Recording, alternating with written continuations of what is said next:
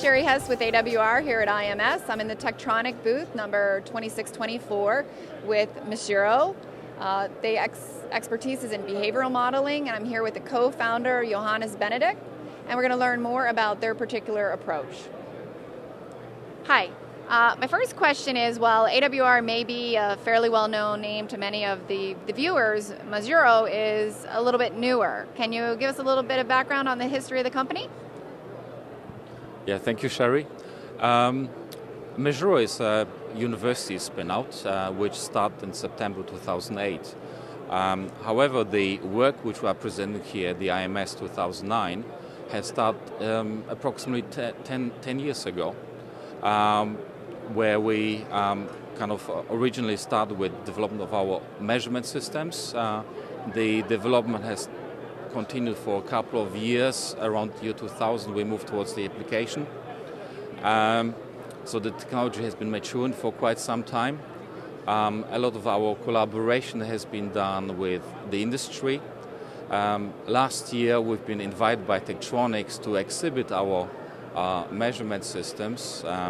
We thought it was quite a nice opportunity to show the capabilities of the system, and we had some great level of interest asking us about the availability of the system. Hence we decided it might be quite a nice idea to commercialize the system, and that's why we are here now. So in particular, what new things are you showing here on the show floor? The concept which we introducing is something that we refer as waveform engineering. The target market for us is the semiconductor device characterization, especially the characterization of its nonlinearities, and also the test and design of power amplifiers. The system essentially is performing an interaction between two parts. The first one is waveform measurement, and the second part is the engineering of the waveform shapes. Hence, the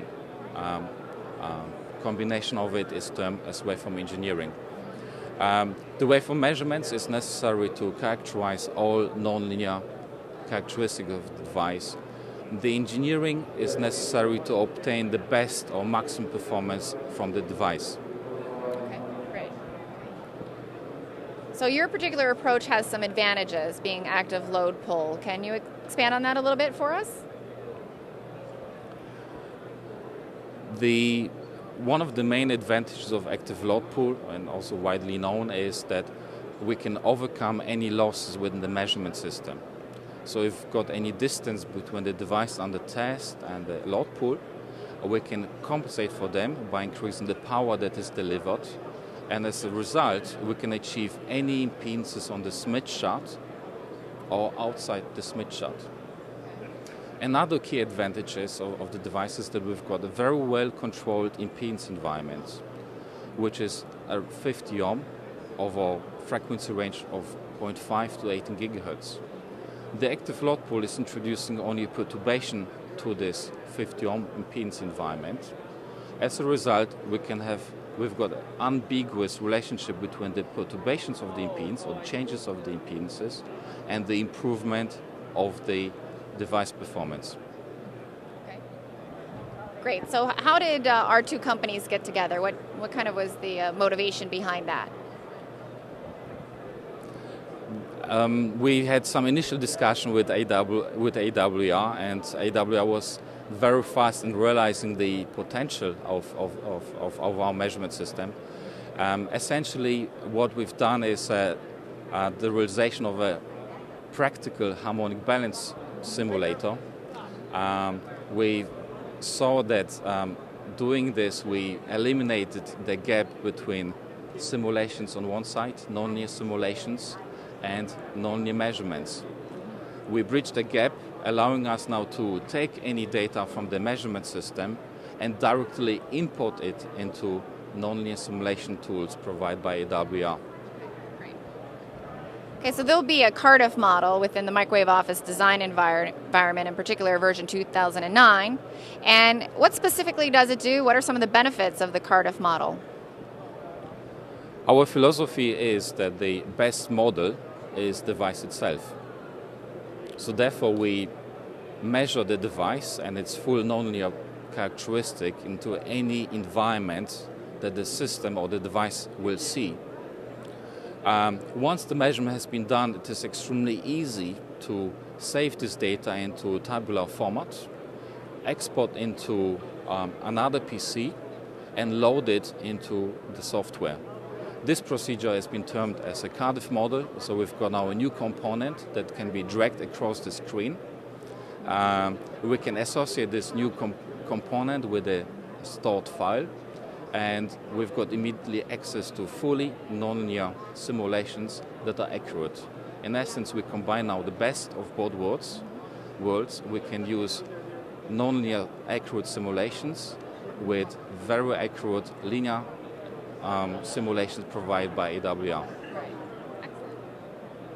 Sounds very good. So how easy is it to import the waveforms into Microwave Office that you're measuring? We're using, for the import and export of the waveforms or of the measurement data, we're using a standard empty file format that can be accessed readily, can be read by simple text editors. The file size is rather compact and can be easily linked to the models provided by AWR. Great. So the best way probably now for interested customers is to see a software demonstration, the Cardiff Model in Microwave Office. We've got here the new Mesuro system that is introduced at this year's IMS. It consists of two parts. To the right, we've got the Mesuro components. The other two instruments, which we see further to the left, consist of a Tektronix sampling oscilloscope and a Tektronix arbitrary waveform generator. The entire system is controlled centrally via computer through the Mesuro software. All measurements can be fully automated and collected 24/7. Once the measurements are performed, they can be stored into a generic empty file format and imported into Microwave Office. Here we've got one example of such an empty file format that has been obtained in previous measurements. Once the data has been imported, we can take the new Cardiff model placed onto our schematic and associate with a new file, hence giving us immediately access to fully nonlinear yet accurate simulations, giving us access to all the typical standard parameters that the designer or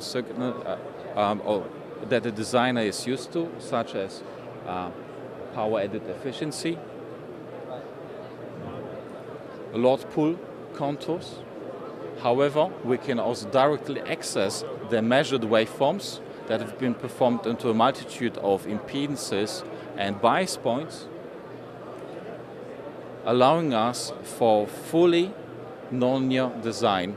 So how could some of our viewers learn more specifically about Mesuro? We've been doing the research in this area over a number of years, and we've been also publishing our results in a number of conferences like the IMS or journals.